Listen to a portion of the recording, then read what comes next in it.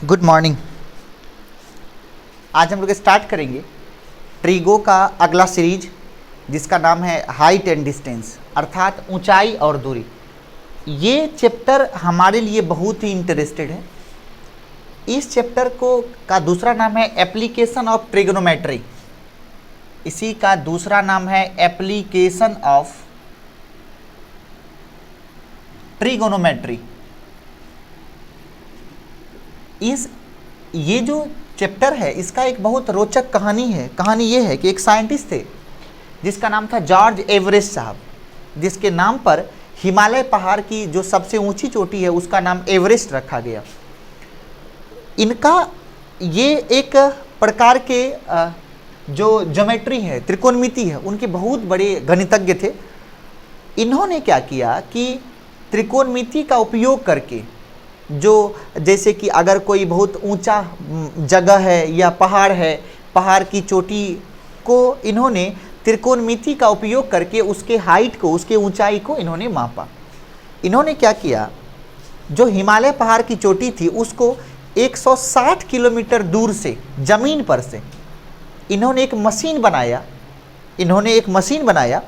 उस मशीन के द्वारा इन्होंने 160 किलोमीटर दूर से 6 अलग अलग जगहों से, चोटी जैसे बीच में हिमालय पहाड़ है, ये बीच में हिमालय पहाड़ है, ये ज़मीन है, तो 160 किलोमीटर दूर से ऐसा 6 जगह इन्होंने बनाया जहां अलग अलग कोण से इन्होंने इस चोटी को मापा और एग्जैक्ट ऊंचाई को मापने में सफल हुए। कौन? जॉर्ज एवरेस्ट साहब। और उसी के सम्मान में आपने उस चोटी का नाम क्या रखा? आपने रखा उसका नाम एवरेस्ट की चोटी। तो मतलब क्या कि ये जो चैप्टर है उसमें आप क्या करने वाले हैं कि किसी भी ऊंचे बिल्डिंग की ऊंचाई को आप माप सकते हैं, या फिर जैसे कि पानी का जहाज़ या फिर एरोप्लेन, हवाई जहाज़ जब यात्रा करती है तो और कहीं पे अगर किसी हवाई स्टेशन पे अगर उसको उतरना होता है तो वो किस प्रोसेस से उतरती है, क्या उसका सिग्नल होता है, कितने एंगल पे उसको झुकना है, कितने एंगल पर उसको उठना है, ताकि वो सेफली, एकदम सेफ्टी के साथ वो लैंड कर सके या वहाँ से उड़ान भर सके। इन सभी चीज़ को हम लोग त्रिकोणमिति से ही जोड़ करके पढ़ते हैं। इस चैप्टर को समझने के लिए कुछ टर्म्स आपको समझने पड़ेंगे, कुछ टर्म। और वो टर्म क्या क्या है जरा ये समझिए। सबसे पहले कुछ टर्म को हम लोगों को समझना है। अब वो टर्म क्या है देखेंगे। सबसे पहला जो टर्म है वो है दर्शक, मतलब ऑब्जर्वर। ऑब्जर्वर का मतलब होता है कि जो आदमी किसी वस्तु को ऑब्जर्व कर रहा है, उसको देख रहा है, उसके बारे में पता लगा रहा है। जैसे एक ऊंचा सा कोई वृक्ष है, हम लोग ज़मीन से उसको देख रहे हैं, उसमें कोई फल लगा हुआ उसको देखते हैं, हम ऑब्जर्वर हैं, और उस वृक्ष में जो फल लगा हुआ है वो वस्तु है।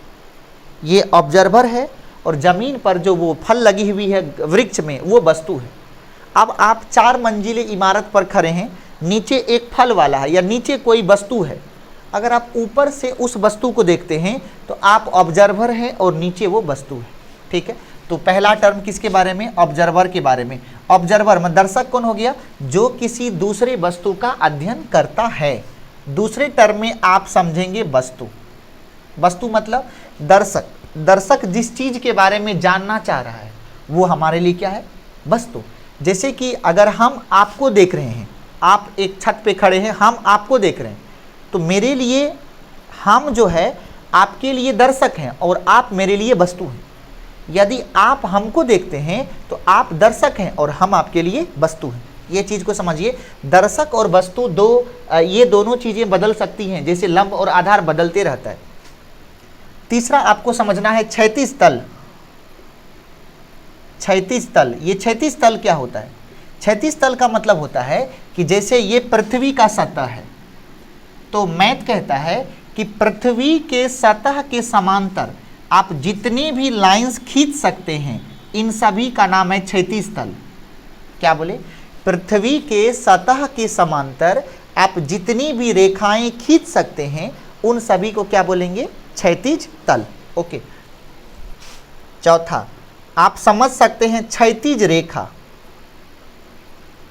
समझिए, क्षैतिज रेखा कहते हैं कि पृथ्वी के समांतर खींची गई रेखा को अगर पृथ्वी के समांतर रेखा खींचते हैं तो उसका नाम होता है क्षैतिज रेखा। यदि पृथ्वी के सतह के समांतर यदि आप एक सतह बनाते हैं तो उसका नाम है क्षैतिज तल। ओके, पांचवा हम लोगों को समझना है उन्नयन कोण। उन्नयन कोण और दूसरा समझना है अवनमन कोण। दो चीज समझना है, एक है उन्नयन कोण और एक समझना है अवनमन कोण। एक है उन्नयन कोण और एक क्या समझना है, अवनमन कोण। जरा समझिए आप ये उन्नयन और अवनमन कोण क्या होता है। लिखता है कि मान लेते हैं कि ये जो है कोई बिल्डिंग है और यहाँ पे हम खड़े हैं और यहाँ पे आप खड़े हो। यदि हम आपको देख रहे हैं तो यदि दर्शक नीचे में हो और वस्तु ऊपर में हो, समझिए वस्तु ऊपर में है और दर्शक नीचे में है, तो दर्शक को क्या करना पड़ेगा, अपने क्षैतिज तल से अपने आंख को थोड़ा ऊपर। अगर कोई आदमी ऊपर में छत पे खड़ा हो 4 मंजिला इमारत पे, तो आप क्या करेंगे, नज़र झुका के देखेंगे या नज़र उठा के देखेंगे, उसको देखने की नज़र उठाएंगे। आप क्षैतिज से अगर हम ऐसे खड़े हैं तो हमारी आंख के सामने से जो एक तल गुजरता है, इसी का नाम है क्षैतिज तल। क्षैतिज तल से आप आंख को जितना ऊपर उठाते हो, उसी कोण, वहाँ जो कोण बनता है उसी का नाम है उन्नयन कोण। जैसे ये हो गया, ये दर्शक का मान लेते हैं आंख है, ये आंख है, ये क्षैतिज तल है। क्षैतिज तल से ये इसको देखने के लिए जितना कोण ऊपर उठाता है उसी को बोलते हैं उन्नयन कोण।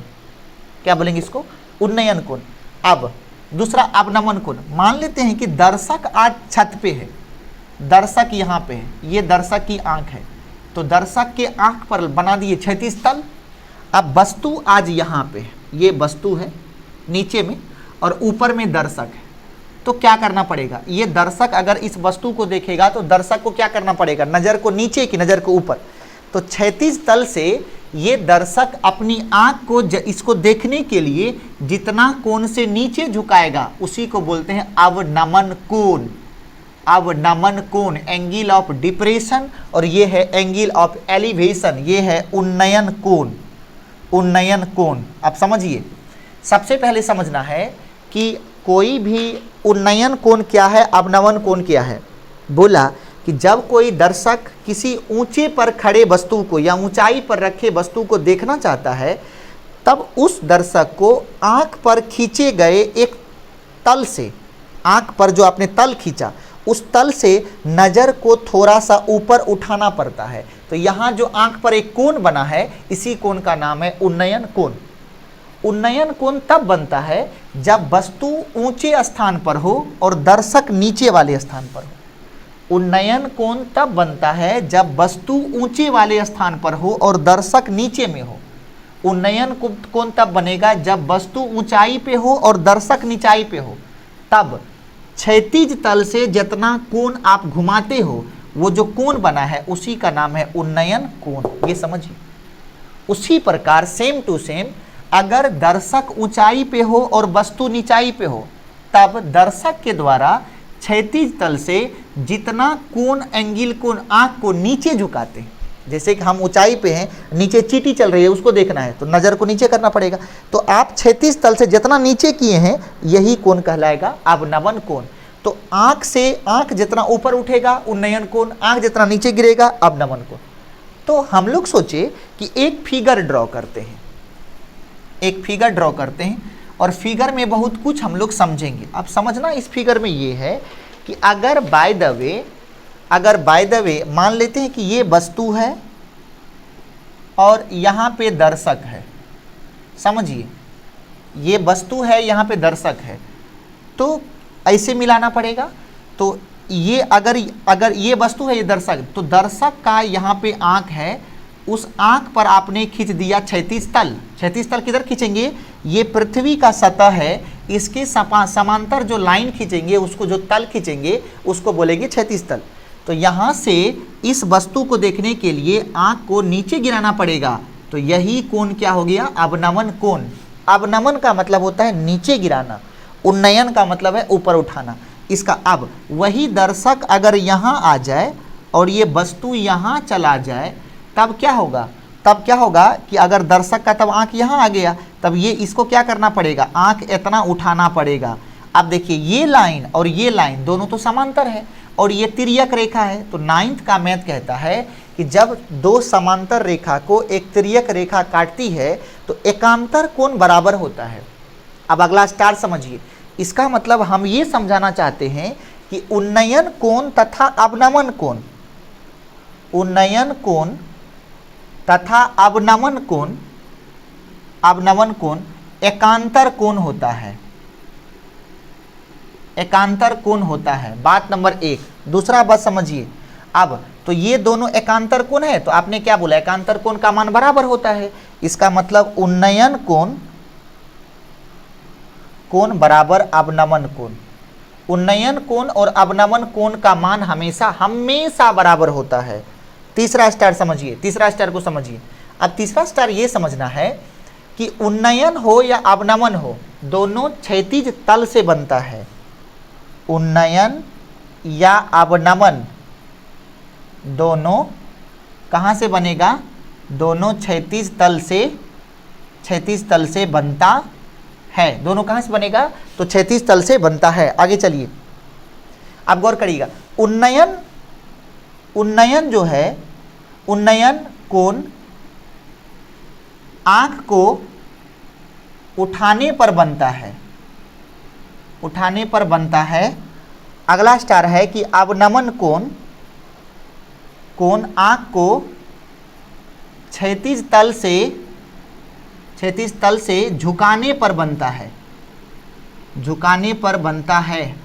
ओके, नीचे दिख रहा है, दिख रहा है। ओके, तो क्या बोले, नीचे जो है वो क्षैतिज तल से बनता है। अवनमन हो या उन्नयन हो, दोनों कोण जो है वो क्षैतिज तल से बनता है। ओके, अगला स्टार समझिए, उन्नयन कोण हो या अवनमन कोण हो, दोनों कहाँ से बनेगा, तो दोनों क्षैतिज तल से बनता है।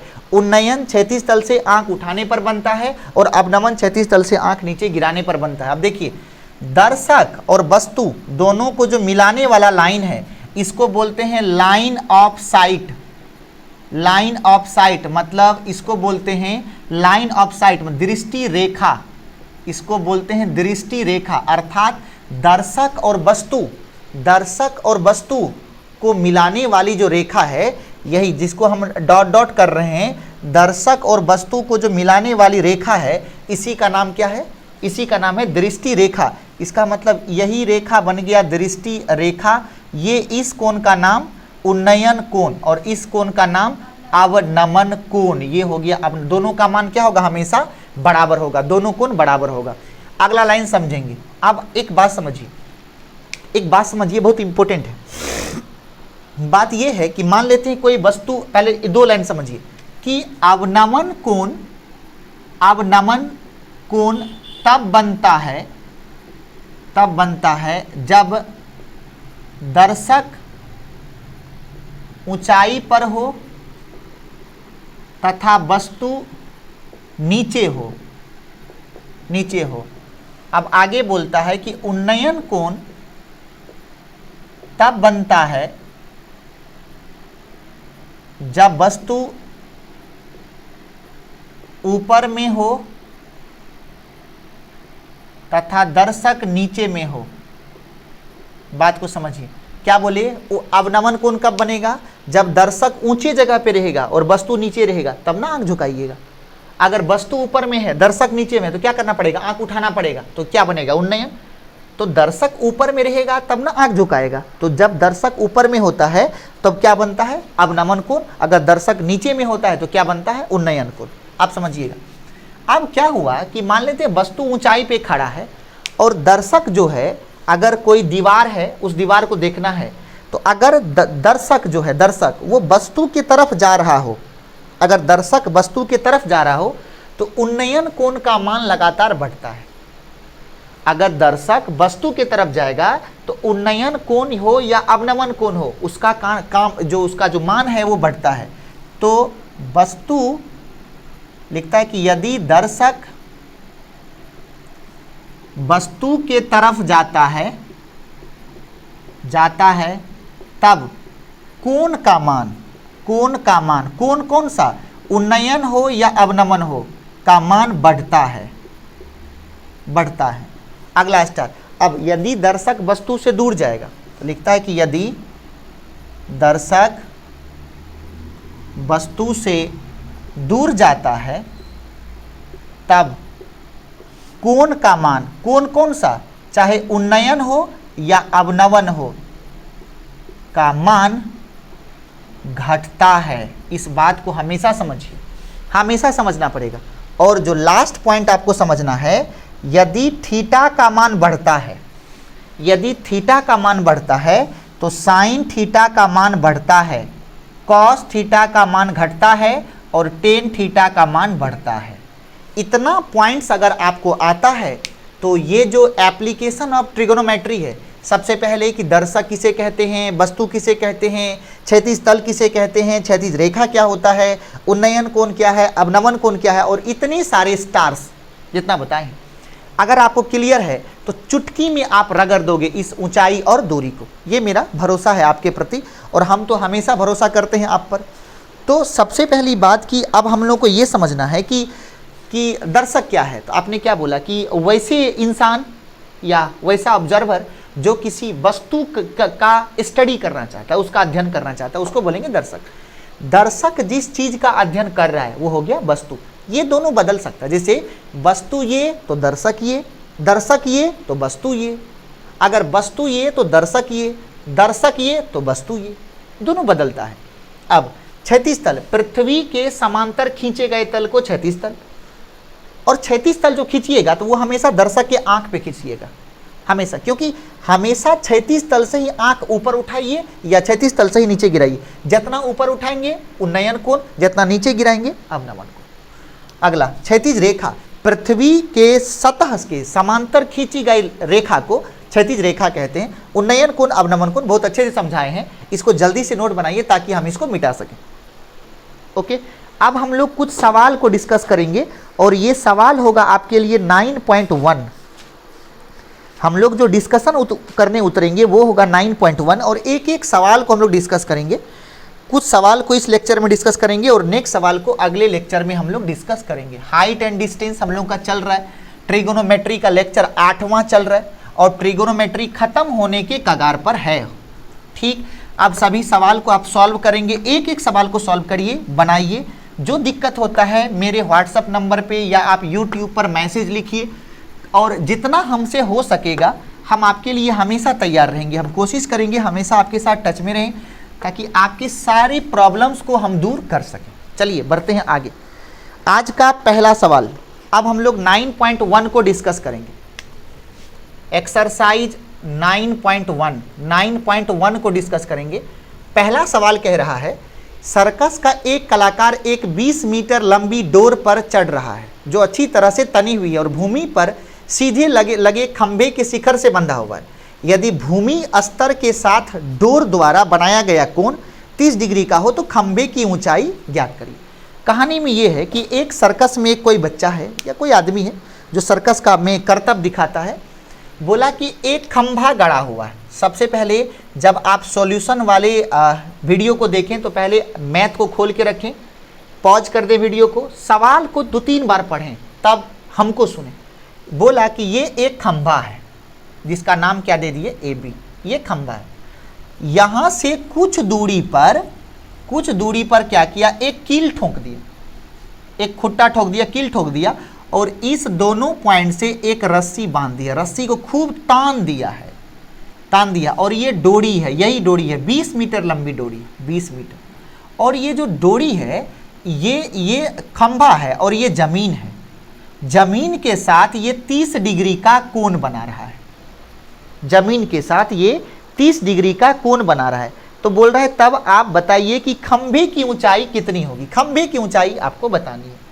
सबसे पहले देखिए, ये एंगल दिया थीटा 30 डिग्री, आपको ये निकालना है तो ये इस कोण के लिए ये क्या हो गया, लंब निकालना है। और दूसरा ये क्या है, ये है कर्ण, ये आपको दिया हुआ है।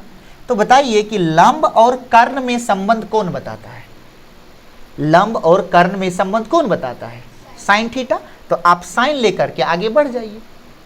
और आप हमेशा जब आप हाइट एंड डिस्टेंस का सवाल सॉल्व करिए, आप एक बात समझिए कि हाइट एंड डिस्टेंस का सवाल IIT JEE और जेई मेंस में भी पूछा जाता है, बस पूछने का लेवल अलग अलग होता है। कॉन्सेप्ट इतना ही है, इससे ज़्यादा कॉन्सेप्ट मेंस में भी नहीं आता है। बस सवाल लिखने, सवाल को पढ़ने और सवाल को बनवाने का एक वे होता है सिर्फ, ठीक है। इसीलिए पहले आप एक बात ध्यान में रखिए हमेशा कि आप जब सवाल बनाने जाएं तो आप कोशिश इस बात की करें कि अगर कोई त्रिकोणमितीय अनुपात आप यूज करते हैं तो उसमें ऐसा यूज होना चाहिए कि उसमें एक ही वेरिएबल्स हो। किसी के मन में होगा हम 10 लगा देंगे, अरे भाई तू 10 लगा देगा, टेन थीटा बराबर तो लंब बटे आधार होता है ना, लेकिन न तो लंब मालूम है न आधार मालूम है, एक इक्वेशन तो दो अननोन कैसे निकालेगा। इसीलिए हमेशा कोशिश ये करिए कि ऐसा त्रिकोणमितीय अनुपात खोजा जाए जिससे एक वेरिएबल फंसे और एक कांस्टेंट फंसे, एक जिसका मान निकालना है वो फंसे और एक जो दिया हुआ है वो फंसे। समझ रहे हैं? आप बोलेगा हम कॉस लगा देंगे, हाँ आप कॉस भी लगा सकते हैं। कॉस लगाएंगे तो आधार और कर्ण में संबंध जाएगा तो वहां से आधार निकल जाएगा। तब आप 3 लगा देंगे तो लंब और आधार फंसा के फिर निकल जाएगा। मतलब आंसर आना ही आना है, लेकिन आप थोड़ा सा लेंदी कर देंगे, अपना टाइम किल कर लेंगे। तो जब हम जानते हैं कि डायरेक्ट लंब और कर्ण में संबंध होता है तो आप क्यों इतना परेशानी कर रहे हैं? तो सीधा क्या लिखना चाहिए, साइन 30 डिग्री इक्वल टू क्या होगा, लंब कितना है खंभा AB और कर्ण क्या है BC। तो साइन 30 का वैल्यू 1/2, AB जो है वो खंभा है और BC जो है वो 20। तो ये AB बराबर, AB का मतलब खंभे की ऊंचाई, खंभे की ऊंचाई कितना हो जाएगा 20/2, मतलब हो गया 10 मीटर। ये हो गया आपका आंसर, ये हो गया आपका आंसर। ओके, पहला सवाल क्लियर। दूसरे सवाल की तरफ बढ़ते हैं। दूसरा सवाल कह रहा है कि आंधी आने से एक पेड़ टूट जाता है और टूटा हुआ भाग इस तरह मुड़ जाता है कि पेड़ का शिखर जमीन को छूने लगता है और इसके साथ 30 डिग्री का कोण बनाता है। पेड़ के पाद बिंदु की दूरी जहां पेड़ का शिखर जमीन को छूता है 8 मीटर है। तो पेड़ की ऊंचाई ज्ञात करिए। समझिए बात को क्या कह रहा है, सवाल बहुत अच्छा है। बोला कि आपके पास एक ऊंचा सा पेड़ था, ये मेरा हाथ पेड़ है, ऊपर तक शायद दिख रहा हो, ये पेड़ है। आंधी आया और ये पेड़ का जड़ है, यहाँ फटा उटा नहीं दिख रहा है, तो यहाँ ये पेड़ का जड़ है। अब क्या हुआ, आंधी आने से पेड़ यहाँ से नहीं टूटा, पेड़ थोड़ा ऊपर से ऐसे टूटा और ऐसे टूटा कि ये जमीन है और जमीन को ऐसे छूने लगा। तो क्या एक त्रिभुज बना। मतलब कहानी में ये है ट्विस्ट कि ये पूरा एक पेड़ है, ये पूरा एक पेड़ है, समझिए, और ये जमीन है, A और B एक पेड़ है। अब क्या हुआ कि बीच में से कहीं पॉइंट C से ये पेड़ टूट गया और ऐसे पेड़ टूट गया, ये पेड़ टूट गया और टूटेगा तो क्या होगा, ऊपर चल जाएगा, गिर जाएगा। ये पेड़ गिरा, तो पेड़ जब गिरा तो ऐसे जाकर के जमीन को छू लिया यहाँ, तो यही B ना नीचे आया, तो B अब यहाँ आ गया। ये जब पेड़ यहाँ से टूटा तो पेड़ ऐसे गिर के से छू लिया। अब बोला कि जानते हैं ये है, इसको बोलते हैं पेड़ का पाद। पाद का मतलब हो गया जड़, जड़। यहाँ से 8 मीटर की दूरी पर वो जमीन को छुआ और जमीन के साथ जो वो कोण बनाया वो एक बार देख लेते हैं, शायद है 30 डिग्री, 30 डिग्री का कोण बनाता है। हाँ, तो पेड़ की ऊंचाई बताना है। सुनिए एक बात, पेड़ की ऊंचाई ये नहीं है दोस्त, पेड़ की ऊंचाई AC + CB है, नहीं है, क्योंकि ये पूरा ना पेड़ था, इतना से टूट के ऐसे गिर गया, तो क्या पेड़ इतने ठुका हो गया, पेड़ पूरा था। इसका मतलब हमको आज AC भी निकालना पड़ेगा, हमको आज CB भी निकालना पड़ेगा, और तब दोनों को जोड़ देंगे तो वो होगा फाइनल आंसर। तो चलते हैं, तो लिखेंगे ये समकोण त्रिभुज हो गया। अब किसी के मन में ये ना कि सर अगर गाछी जमीन पे टेढ़ा खड़ा होगा, ये सब मान्य नहीं है, गाछी वैसा लगाइए जो जमीन पर सीधा खड़ा हो, मतलब 90 डिग्री, तब तो समकोण त्रिभुज बनेगा। चलिए आइए, तो हम सोचे कि ये अगर कोण है तो ये हो गया लंब, ये हो गया आधार और ये हो गया कर्ण। आपको लंब और कर्ण निकालना है। अच्छा, लंब नहीं है मालूम लेकिन आधार तो मालूम है, तो लंब और आधार में कौन संबंध, टेन थीटा। तो यहां से क्या लगा सकते हैं, टेन थीटा बराबर क्या होता है, लंब बटे आधार, मतलब AC बटा आधार कौन है AB, थीटा का मान 30 डिग्री, तो ये हो जाएगा टेन 30 डिग्री बराबर AB। AB कितना हो गया AC, अब बटा AB कितना है 8, टेन 30 का मान 1/√3 बराबर AC बटा 8, तो बताइए यहाँ से AC कितना होगा, AC हो जाएगा 8/√3 मीटर, 8/√3 मीटर। AC बराबर क्या हो गया, 8/√3 मीटर। AC निकल गया। अब चलते हैं, अब क्या निकालना है, अब क्या निकालना है, अब निकालना है कर्ण, मतलब CB निकालना है। चलिए ये निकल गया, लंब निकल गया 8/√3। चलिए लंब और कर्ण में संबंध कौन देता है, साइन थीटा। तो लिखेंगे साइन 30 डिग्री बराबर, फिर उसी त्रिभुज में साइन थीटा लंब बटा कर्ण, मतलब AC/CB, AC/CB। तो साइन 30 का मान 1/2। AC कितना निकाले हैं, 8/√3 इंटू CB, ठीक है। तो यहाँ कितना हो जाएगा, CB इधर ले लेंगे, तो CB बराबर 8 दूना 16, 16/√3। ओके, CB निकल गया। अब वृक्ष की ऊंचाई, वृक्ष की ऊंचाई कितना होगा, AC + CB, AC + CB। AC कितना है, AC है 8/√3, CB कितना है, CB है 16/√3। तो ये हो जाएगा √3 लघुत्तम हो गया, ऊपर में 8 + 16, 16 8 24/√3। ठीक, ऊपर नीचे √3 से आप मल्टीप्लाई कर दीजिए, √3 से मल्टीप्लाई कर दिए, √3 गुना √3 3 हो गया, 3 8 24, आंसर हो गया 8√3 मीटर। वृक्ष जो है, जो गाछी है, उसका ऊंचाई कितना हो गया, उसका ऊंचाई हो गया 8√3 मीटर। ओके, चलिए अब आप चलिए 3 नंबर के सवाल, 3 नंबर के सवाल में क्या कह रहा है। 3 नंबर का सवाल कहता है कि एक ठेकेदार बच्चों को खेलने के लिए एक पार्क में 2 फिसलन पट्टी लगाना चाहती है। लिखता है कि एक ठेकेदार बच्चों को खेलने के लिए एक पार्क में 2 फिसलन पट्टी लगाना चाहती है। 5 वर्ष से कम उम्र के बच्चों के लिए वह एक ऐसी फिसलन पट्टी लगाना चाहती है जिसका शिखर 1.5 मीटर की ऊंचाई पर हो और भूमि के साथ 30 डिग्री का कोण पर झुका हो, जबकि इससे अधिक उम्र के बच्चों के लिए 3 मीटर की ऊंचाई पर हो और वो जमीन के साथ 60 डिग्री का कोण बना रही हो। प्रत्येक स्थिति में फिसलन पट्टी की लंबाई क्या होनी चाहिए। देखिए क्या बोल रहा है, हम लोग जब स्कूल में खेलते थे, आप लोग भी जब स्कूल जाते होंगे, सरकारी विद्यालय सब में दिखता है, उसमें होता है ना एक तरफ से सीढ़ी पे चढ़ के उधर जाके फिसल जाना। तो ये जो एक प्रोजेक्ट लेके आया है स्कूल में, वो बोला कि हम 2 स्तर पे काम करेंगे। उसका कहना है कि हम 2 स्तर पे काम करेंगे, और उसका स्तर क्या है जरा ये समझिए। वो बोला कि बच्चे, जितने सारे बच्चे हैं स्कूल में, उसको 2 भाग में बांटेंगे।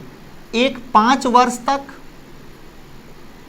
वर्ष तक के बच्चे, और एक होगा 5 वर्ष से अधिक उम्र के बच्चे। 2 भाग में बांट दिया। एक 5 साल तक का बच्चा, जैसे कि LKG UKG 1 2 तक, उसके बाद जो है 5 वर्ष से अधिक का बच्चा, 1 2 3 4 11 12 जो भी ऊपर तक, 2 ग्रुप में बांट दिया। बोला अब छोटका बच्चा थोड़े बड़का फिसलन पट्टी पे चढ़ेगा, हार्ट अटैक आ जाएगा बच्चा लोग का।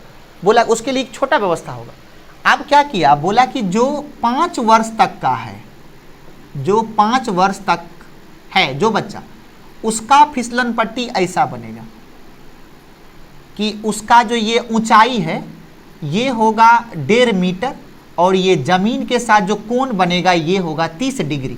तो A B और ये C बन गया।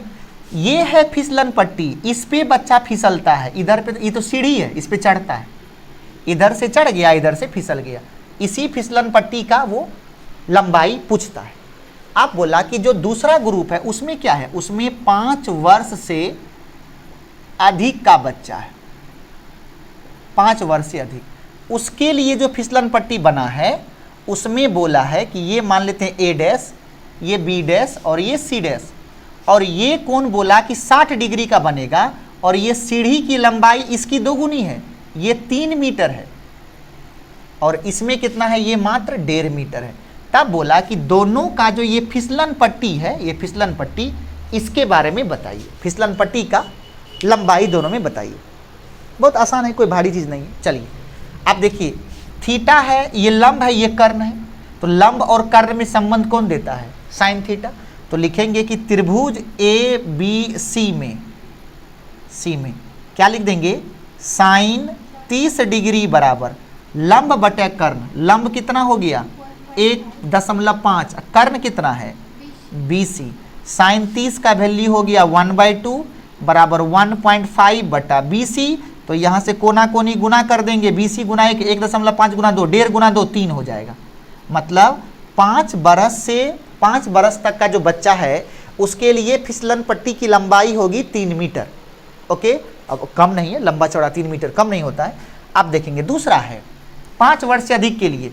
तो अब चलेंगे त्रिभुज, इसका नाम है A dash B dash C dash में। फिर इसमें वही लंब दिया है, कर्ण पूछा है, फिर से लगा देंगे। साइन 60 डिग्री बराबर लंब हो गया 3 मीटर, कर्ण हो गया B dash C dash. Sine 60 का मान √3/2 बराबर 3 बटा B डैश C डैश।